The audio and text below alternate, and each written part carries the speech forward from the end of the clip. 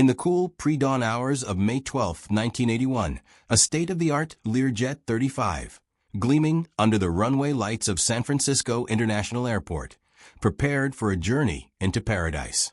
On board was visionary tech mogul Marcus Thorne, a man whose innovations in microprocessor design were poised to change the world.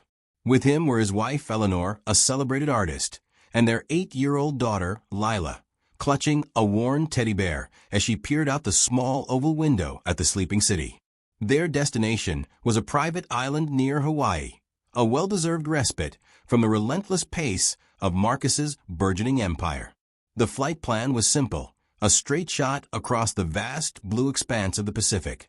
But somewhere over that empty ocean, in the boundless silence between one radio check-in and the next, the jet, along with the 3 souls inside it, vanished from the face of the earth. The ensuing search and rescue operation was one of the largest in modern history. For weeks, the Coast Guard and Navy scoured a search grid the size of Texas, their spotter planes and cutters crisscrossing the waves. They found nothing. No oil slick, no debris field, not a single seat cushion.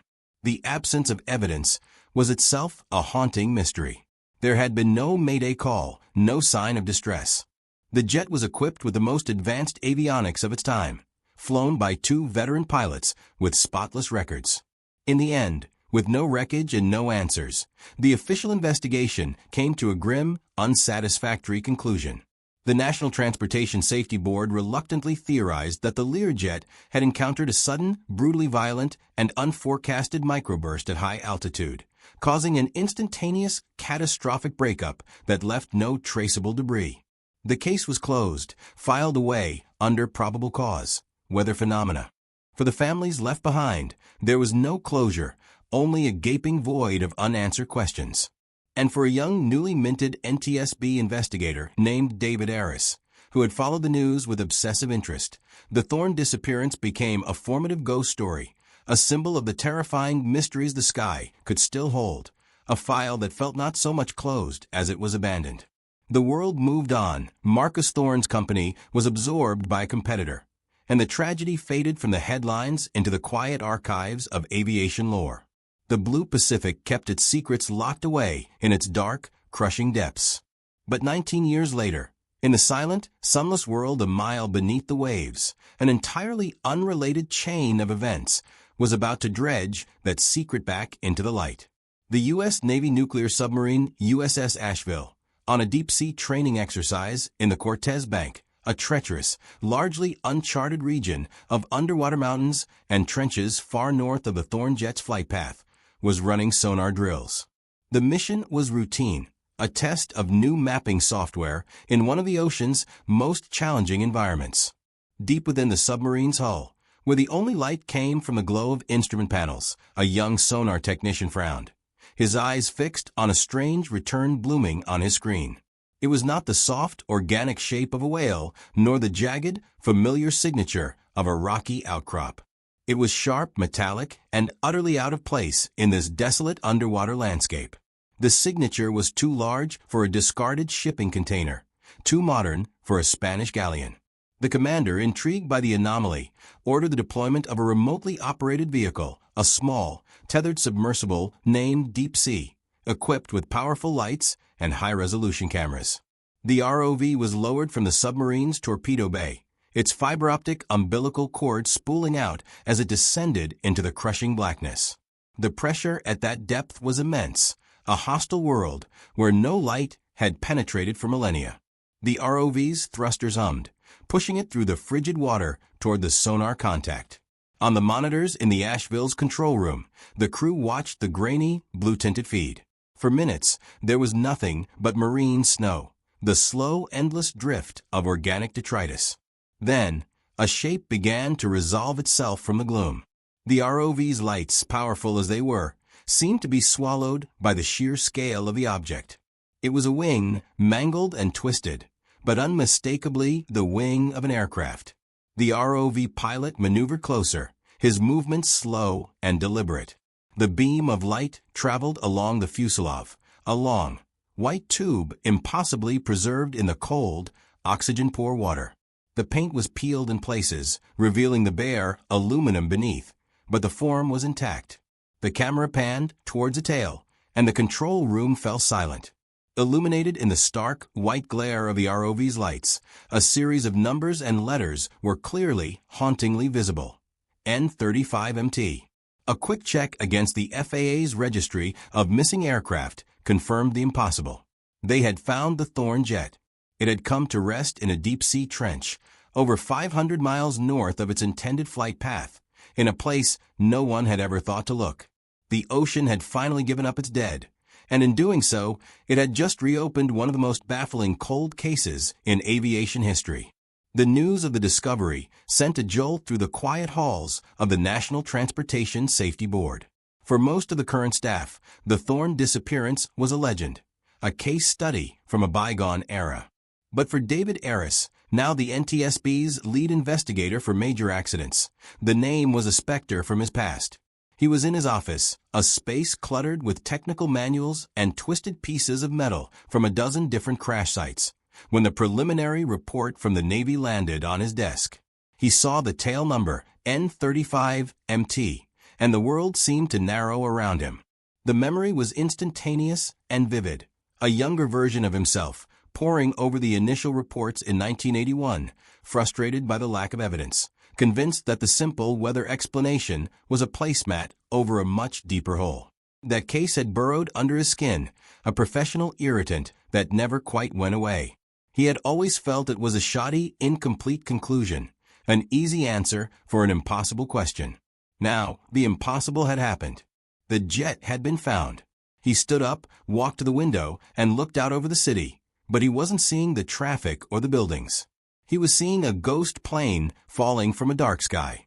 He knew, with a certainty that settled deep in his bones, that this was his case now. He picked up the phone and began assembling his team. "Give me everything on the Thorn disappearance," he said to his assistant, his voice low and intense. "The original file, every interview, every scrap of paper. And get me a direct line to the admiral in charge of the Asheville's fleet. We're taking over." A week later, Aris stood on the windswept deck of a naval recovery vessel, the gray Pacific heaving around him. Below them, a complex and dangerous operation was underway to retrieve the most critical components of the wreckage. Aris was a man defined by a quiet, relentless intensity. His eyes, the color of a stormy sea, missed nothing. He was driven by a deep-seated need for order, for answers, for the simple, unassailable logic of cause and effect. A mystery like this was not just a professional challenge. It was an affront to his entire worldview. Before leaving for the recovery site, he had done something he rarely did. He had sought out the victim's family. The only living direct relative was Eleanor Thorne's younger sister, a frail, elderly woman named Clara, who lived in a quiet nursing home. He had sat with her in a sun-drenched room that smelled of antiseptic and old roses. He had listened as she spoke of Eleanor, of Marcus, and of the bright, laughing little girl, Lila, who had been stolen from her life. "They said it was a storm," Clara had whispered, her voice thin as paper. But Marcus was so careful. He never took risks with his family. Aris had looked into her tired, hopeful eyes and made a promise. "The first story was wrong," he'd said, his voice firm but gentle. "The plane wasn't where they said it was. I'm going to find out what really happened. I'm going to find you the truth." That promise now echoed in his mind as he watched the crane slowly, painstakingly hoist the mangled cockpit section from the depths. The truth was down there, locked in the twisted metal and silent instruments, and he was the only one who could set it free. The initial data from the Navy was already a bombshell. The location of the wreckage fundamentally contradicted the 1981 theory. To have crashed there, the plane would have had to make a sharp, deliberate turn to the north shortly after takeoff, a deviation that would have been immediately flagged by air traffic control. But there was no record of such a turn, nor any communication from the pilots indicating a change in course. It was as if the plane had been operating under a phantom flight plan. The official narrative was not just wrong, it was impossible. As the first pieces of wreckage were secured on the deck, dripping seawater that sizzled on the hot metal plates, Aris felt a familiar thrill course through him. The cold, sharp certainty that he was standing at the edge of a very deep, very dark conspiracy. The hangar at the naval base was a vast, sterile cathedral of concrete and steel, its cavernous space filled with the hum of fluorescent lights. Here, the salvage pieces of the Learjet were laid out in a ghostly reconstruction of the aircraft's form. It was a painstaking, three-dimensional puzzle of sorrow and violence. David Aris moved through the wreckage like a priest tending to relics, his expression a mask of intense concentration. For weeks, he and his team cataloged every tear in the metal, every sheared rivet, every shattered instrument panel. He spent hours staring at the mangled control surfaces, the wings, the tail section, trying to read the story they told. The damage was extensive, consistent with a high-speed impact with the water, but something felt fundamentally wrong to him. The pattern of the breakup wasn't explosive, as one would expect from a catastrophic structural failure in midair. It looked more controlled, as if the plane had remained largely intact until the final, horrific moment of impact. His gut told him the plane had been flown into the ocean, not that it had fallen apart in the sky. The flight data recorder and cockpit voice recorder, the coveted black boxes, were rushed to a specialized lab in Washington, D.C., but the process of restoring them after 2 decades under immense pressure would be slow and delicate. Aris couldn't wait. He needed a tangible clue, a starting point. He directed his team to focus on the forward avionics bay and the systems that controlled the plane's elevators and rudder, the very mechanisms a pilot would use to control the aircraft's pitch and direction. One afternoon, a young engineer named Ben, his face smudged with grease and hydraulic fluid, called out to him, "David, you need to see this." Aris hurried over to the section of the fuselage just behind the cockpit. Ben was pointing a flashlight deep into a tangled mess of wires and control rods connected to the pilot's yoke. "Something's wedged in the control column linkage," Ben said, his voice tight with excitement. "It's not part of the plane." Carefully, using a pair of long-nosed pliers, they worked the object free. It was heavy, metallic, and stained with corrosion from its years in the sea. As they cleaned it, its form became clear. It was a wrench. But it wasn't a standard issue tool. It was a custom fabricated torque wrench, small and specialized, designed for a very specific type of bolthead. Stamped into the handle, almost invisible under the grime, was a tiny, stylized logo of a soaring eagle. The tool had been deliberately jammed into the linkage, a position where it would have completely frozen the pilot's ability to pull back on the yoke, effectively locking the jet into a terminal dive. This was it. The anomaly, the single, out-of-place object that changed everything. It was the smoking gun, cold and wet from the bottom of the sea. The Thorn jet hadn't crashed because of weather or mechanical failure. It had been sabotaged. This was no longer an accident investigation. It was a triple homicide. Aris held the wrench in his gloved hand. It felt cold, heavy, and malevolent. Someone had placed this here. Someone had stood in this very section of the aircraft, likely before its final flight, and had condemned Marcus, Eleanor, and little Lila Thorne to a terrifying death. The misleading narrative of a tragic accident, a story that had stood for 19 years, had just been obliterated by a single rusty piece of steel. The investigation, once cold, was now burning hot. The discovery of the wrench transformed the entire case. The NTSB hangar became a crime scene, and the FBI was brought in, turning the cold case into a joint federal investigation. David Aris remained the lead, his deep knowledge of the aircraft now paired with the formidable resources of the Bureau. The focus shifted from what happened to who made it happen. The first and most crucial lead was the wrench itself. The small, stamped eagle logo became the focal point of the renewed inquiry. FBI technicians enhanced the image, and after cross-referencing it with thousands of company logos, they got a hit. The Eagle belonged to Aerospec Maintenance, a boutique firm that had specialized in servicing high-performance corporate jets in Northern California during the late 1970s and early 1980s. The firm had a reputation for excellence and discretion, catering to a wealthy, elite clientele. A deeper dive into Aerospec's history revealed another intriguing detail. The company had declared bankruptcy and dissolved in late 1981, just months after the Thorn jet disappeared. The timing was too coincidental to ignore. Eris requested the complete original 1981 case file, a mountain of paper documents stored in a federal archive. He and his team spent days sifting through the yellowed pages, the faded interview transcripts, the grainy photographs of the Thorne family boarding their jet for the last time. He was searching for any mention of aerospec, any connection, however faint. He found it buried deep within an appendix of routine witness interviews. It was a transcript of a voluntary interview with Marcus Thorne's chief business rival, a man named Julian Croft. At the time, Croft was the ambitious and charismatic head of Croft Aviation, a direct competitor to Thorne's own ventures into aerospace technology. In the 1981 interview, Croft had been the picture of solemn sympathy.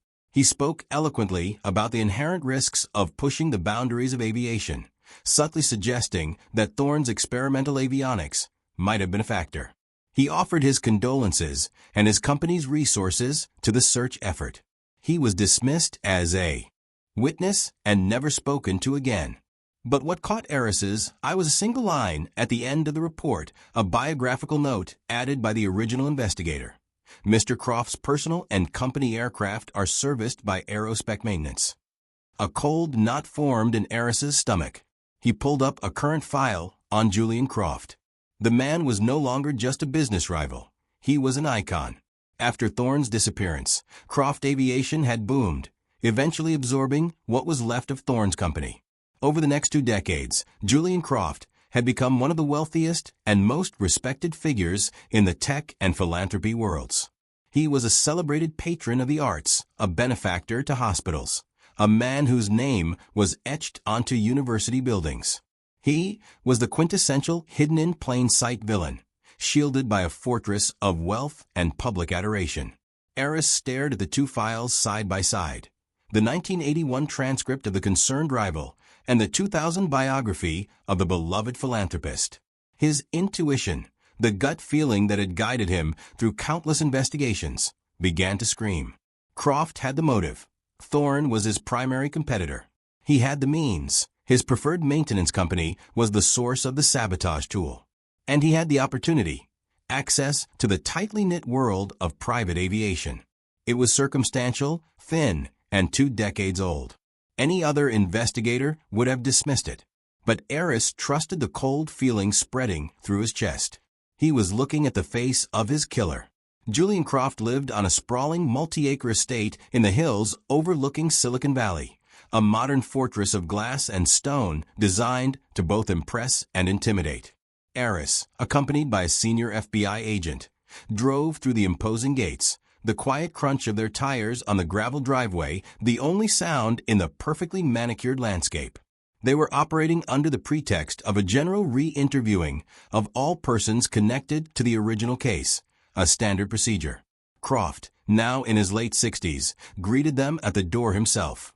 He was exactly as his public persona suggested, tall, impeccably dressed, with a warm, disarming smile and the calm, confident air of a man accustomed to being in control.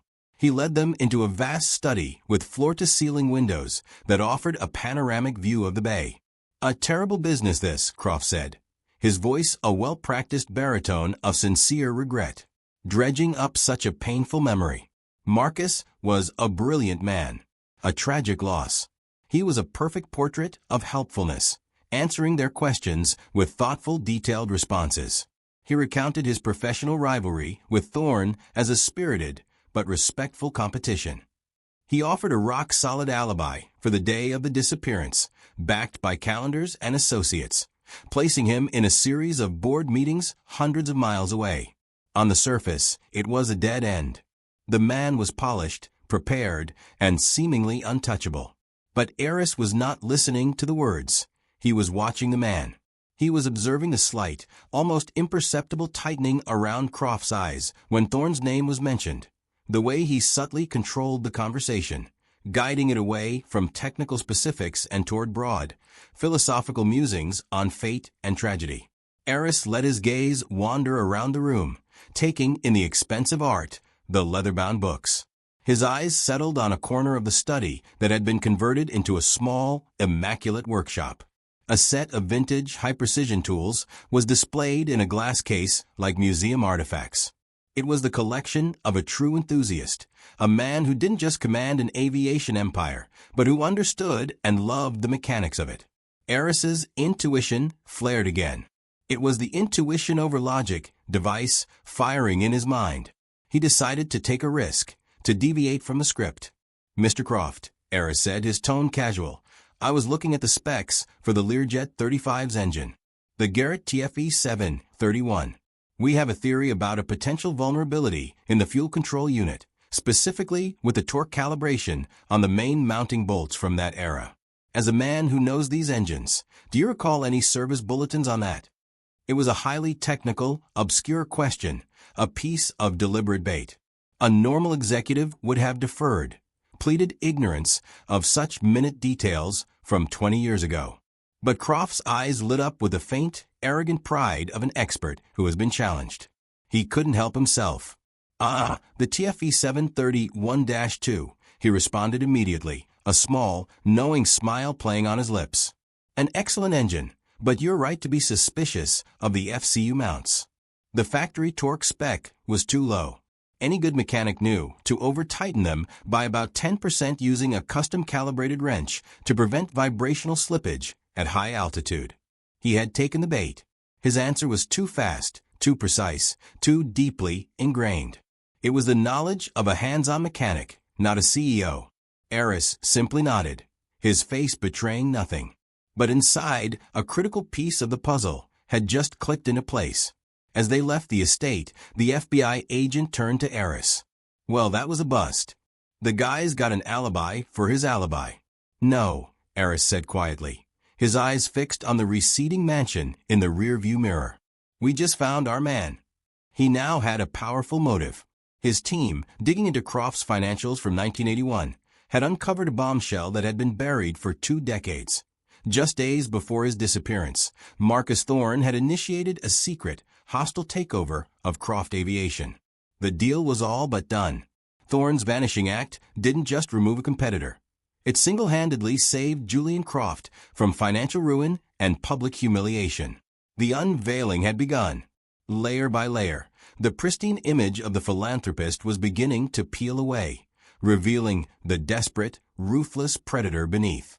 The NTSB laboratory in Washington, D.C. was a silent, climate-controlled sanctuary dedicated to resurrecting voices from the dead. For weeks, audio engineers had worked meticulously on the Thorne jet's cockpit voice recorder. Encased in a protective shell, the magnetic tape had survived 19 years at the bottom of the ocean, but it was fragile, and the data was degraded. Finally, they had something. Eris sat alone in a soundproofed room, a pair of heavy headphones over his ears, his knuckles white as he gripped the edge of the table. He nodded to the engineer, who pressed a button. The speakers hissed, and then a voice, tinny and laced with static, but clear. It was the co-pilot. "Should be level at 350 in about 5 minutes. Looks smooth all the way to the islands." The pilot's voice, calm and professional, responded. "Roger that. Tell Mr. Thorne we'll have his champagne ready once we're in cruise." There was a moment of mundane chatter, the pilots discussing their plans for their layover in Hawaii. Eris could hear the faint, ambient hum of the engines, the sound of a perfectly normal flight.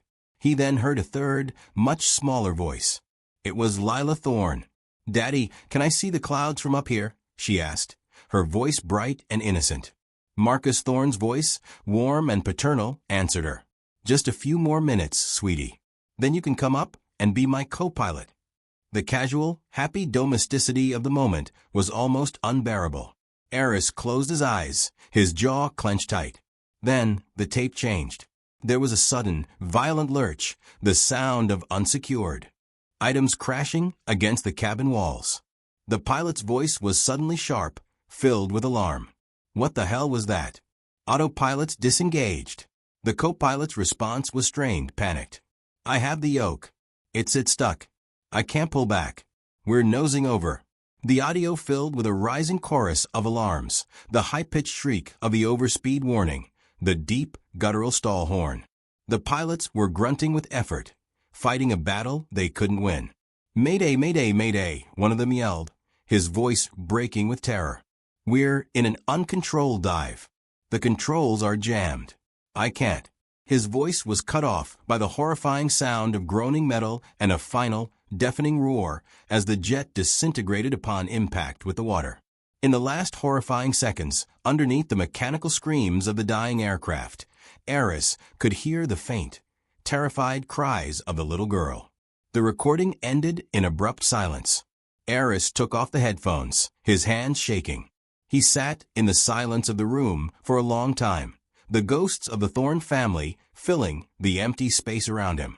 The CVR was definitive proof of sabotage. The pilots were helpless, their controls rendered useless, just as the wrench suggested.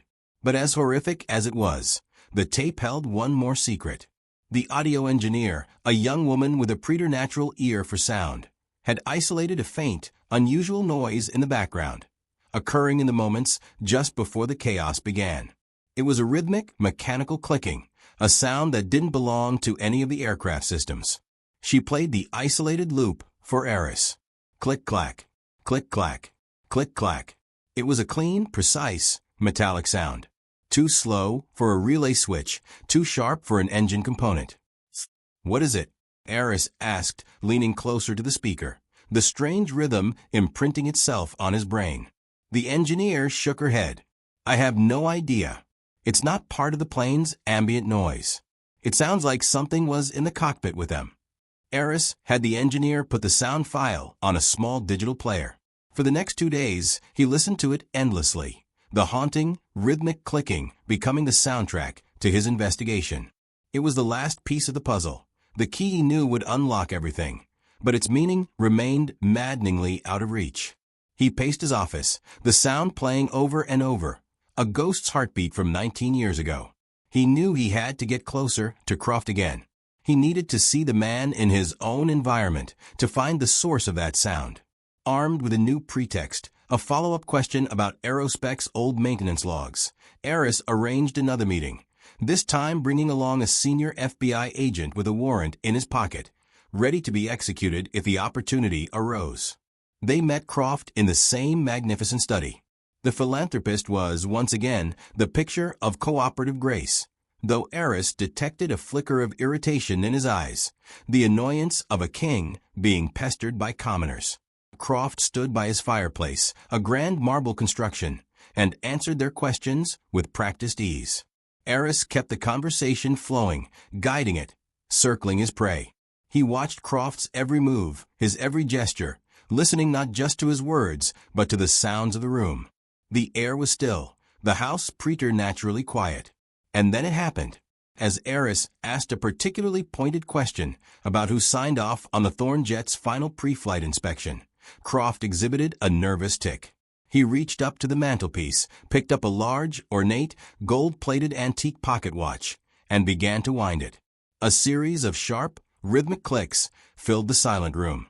Click-clack, click-clack, click-clack. The sound was identical. The world stopped. Eris froze, his gaze locked on the watch in Croft's hand.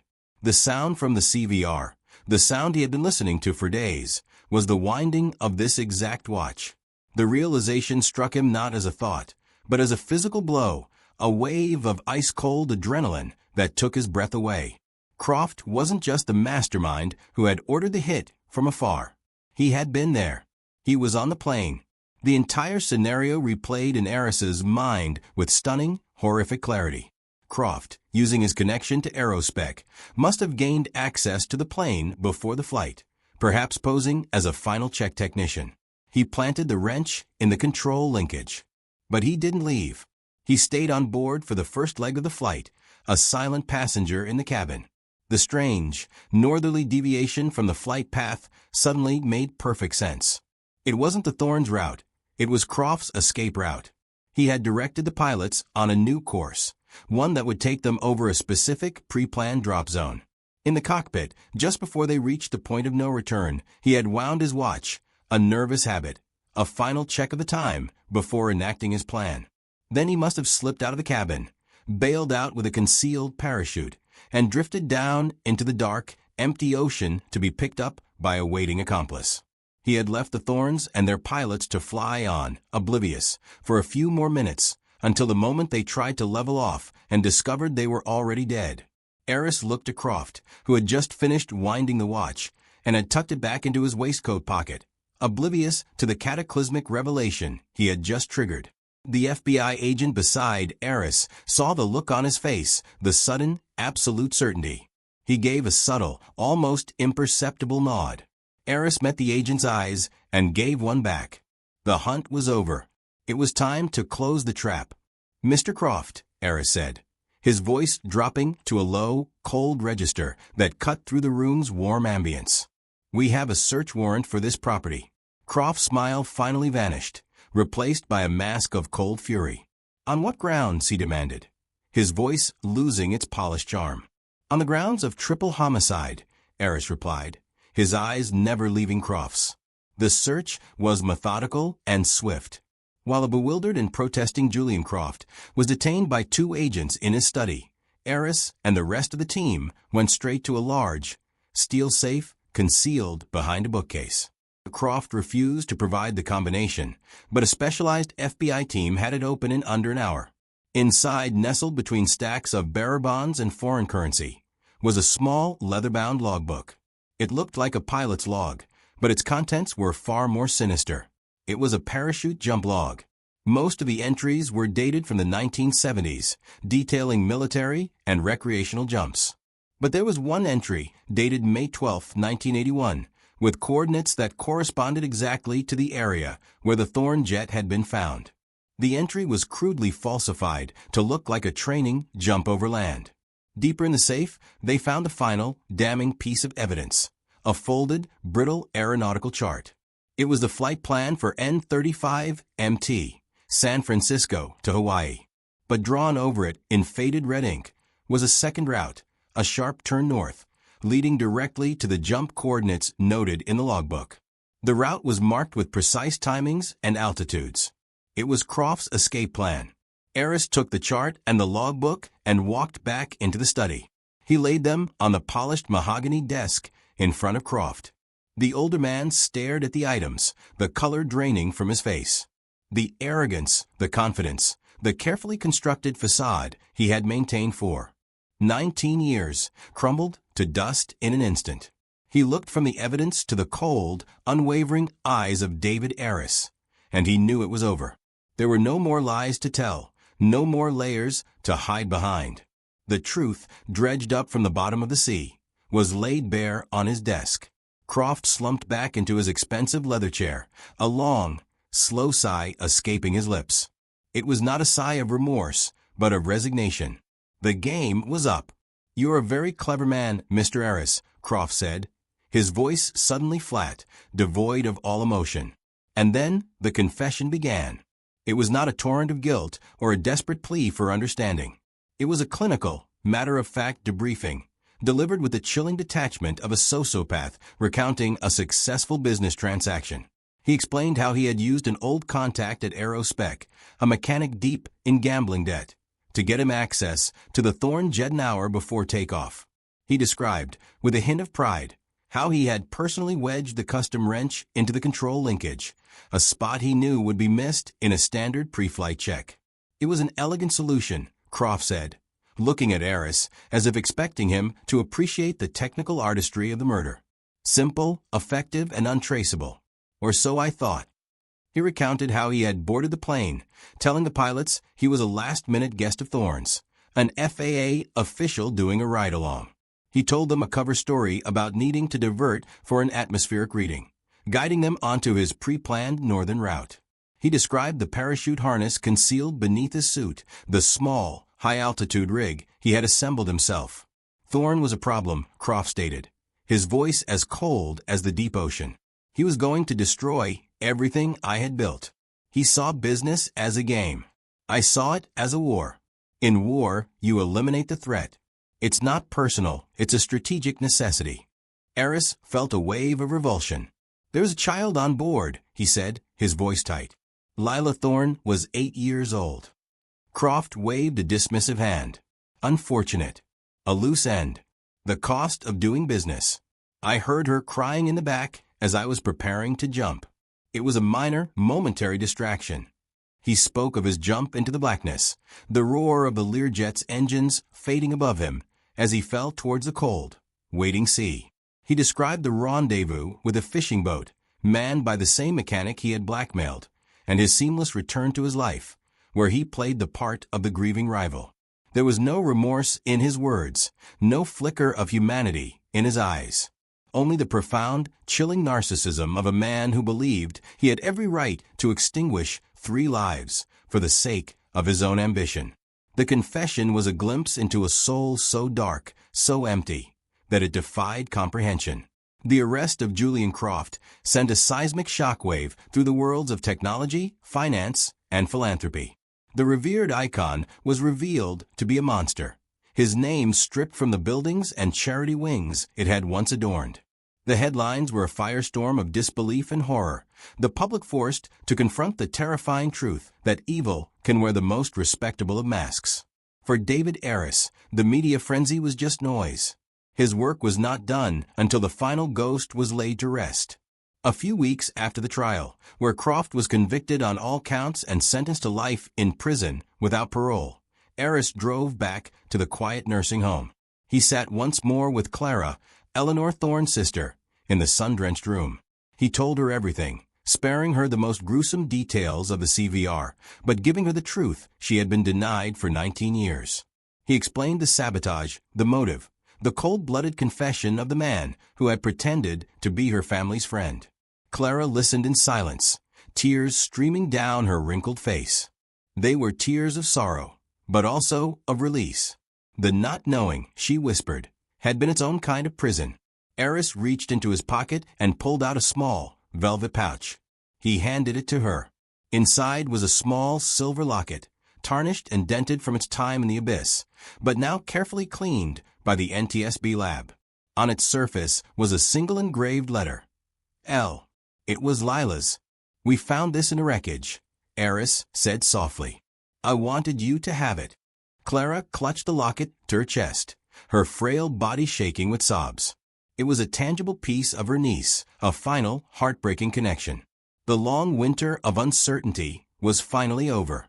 The last time Aris visited the NTSB hangar, the reconstructed fuselage of the Learjet was being prepared for permanent archival storage. He stood alone in the vast silent space, the hum of the fluorescent lights echoing off the concrete floor. He ran his hand over the cold, riveted skin of the aircraft. He thought of Marcus Thorne's ambition, Eleanor's art, and Lila's laughter, all silenced by one man's monstrous greed. He had found the truth. He had delivered justice. The case file, stamped in red, now read closed. But as he turned and walked away, the weight of the 19-year journey, of the voices on the tape, and the secrets of the deep, settled upon him. He knew that for some mysteries, the ones that touch the deepest parts of the human soul, there is no such thing as a true and final closure. The ghosts would always remain.